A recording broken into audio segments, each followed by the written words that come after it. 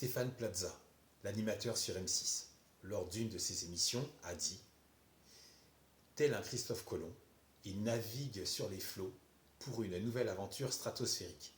Se sentir tel un Christophe Colomb, alors qu'il implante ses agences dans les Caraïbes, ses propos ne sont que le résultat et la suite d'un plan orchestré par le gouvernement français en 1960, le BUMIDOM. Depuis 1960, le BUMIDOM, Bureau pour le développement des migrations des départements d'outre-mer, a pour but de briser l'inspiration des activités indépendantistes de la Martinique et de la Guadeloupe. Le gouvernement français a beaucoup trop à perdre si ces colonies deviennent indépendantes. Le BUMIDOM devient dans ce cas nécessaire.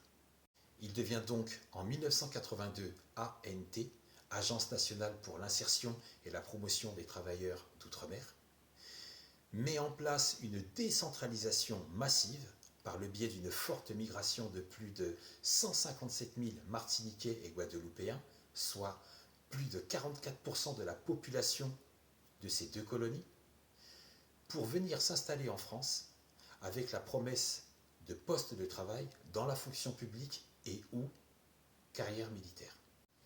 On prive la jeunesse de ces colonies pour y laisser place au grand remplacement des Caribéens par des Français de métropole, vides de leurs forces vives et vides de leurs forces de travail.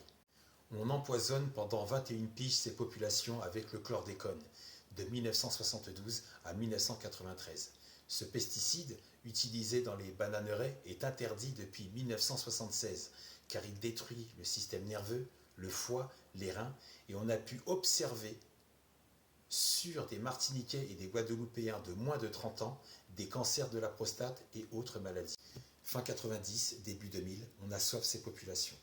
Tout le réseau, canalisation et assainissement d'eau, n'est pas entretenu, devient vétuste et du robinet sort de l'eau avec des matières fécales.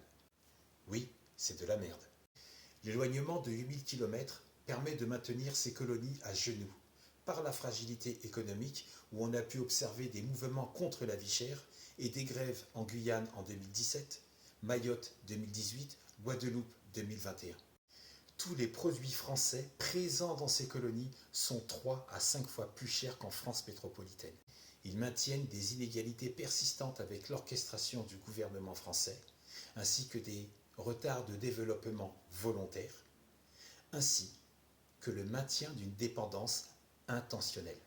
Aujourd'hui, 2024, c'est la dépossession de terrain des locaux.